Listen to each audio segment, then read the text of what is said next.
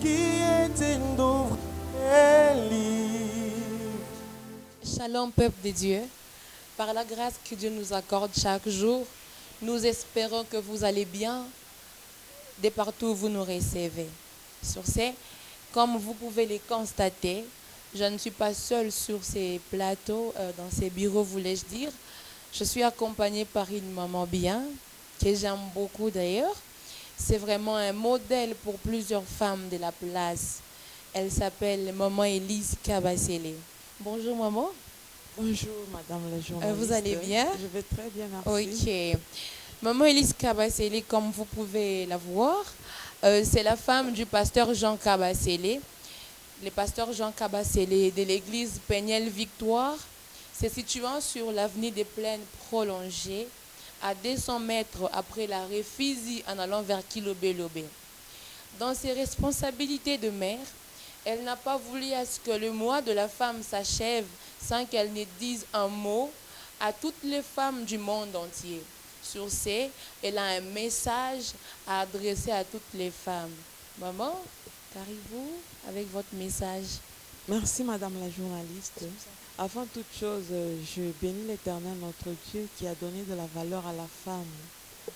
Alors je vais me référer au thème de l'année qui est le leadership féminin pour un futur égalitaire dans le monde de la COVID-19. Nous avons vu les limites de l'homme dans beaucoup de domaines de la vie et nous avons compris que la femme joue un grand rôle dans la société, surtout pendant cette période de la pandémie où dans notre pays l'économie est tellement touchée. Nous avons les entreprises qui ont réduit leur personnel, il y a d'autres qui ont fermé. Heureusement, avec notre économie informelle qui est tenue en grande partie par la femme, nous supportons les coûts. Nous avons les femmes qui ont les salons de coiffure, il y a ceux-là qui ont des ateliers de couture, nous avons les femmes maraîchères, ainsi de suite. Elles sont dans beaucoup de métiers libéraux. Alors, raison pour laquelle j'exhorte la femme à prendre conscience de son rôle capital dans la société en s'organisant dans des coopératives pour relever le défi de la pauvreté. J'exhorte aussi notre gouvernement congolais à soutenir les métiers des femmes. Je ne peux pas terminer sans toutefois encourager les femmes qui étudient encore. Que la grâce de Dieu soit sur vous.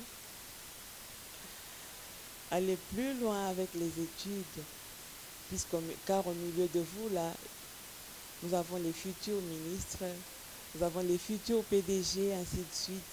Alors, courage et que le Seigneur soit avec vous. Merci. Amen, amen, maman. Nous recevons la bénédiction. Que Dieu vous bénisse également. Comme je vous l'ai dit tout au début, vous n'aurez pas à perdre votre temps. Vraiment, c'est un message profond et capital. En fait, maman, vous venez à peine de relever un point qui est vraiment capital.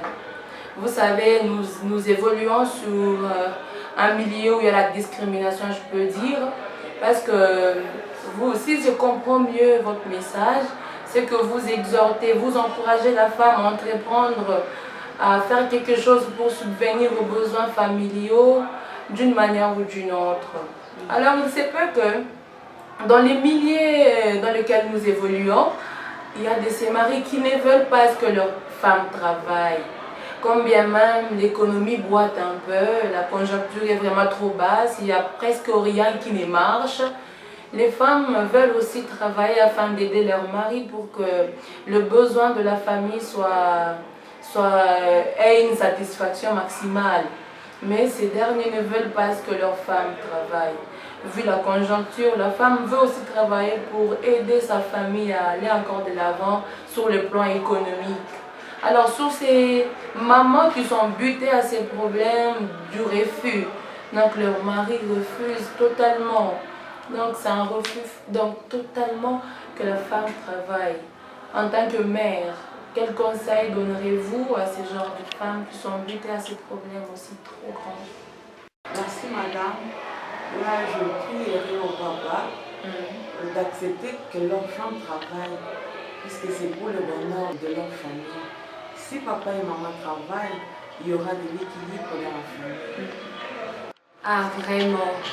Puisse Dieu exaucer cette prière, que les papas laissent leurs femmes travailler. En fait, c'est par là que nous aurons à clore cette émission. Que Dieu vous bénisse. Ciao. Celui qui a été immolé, à lui soit toute la gloire, à celui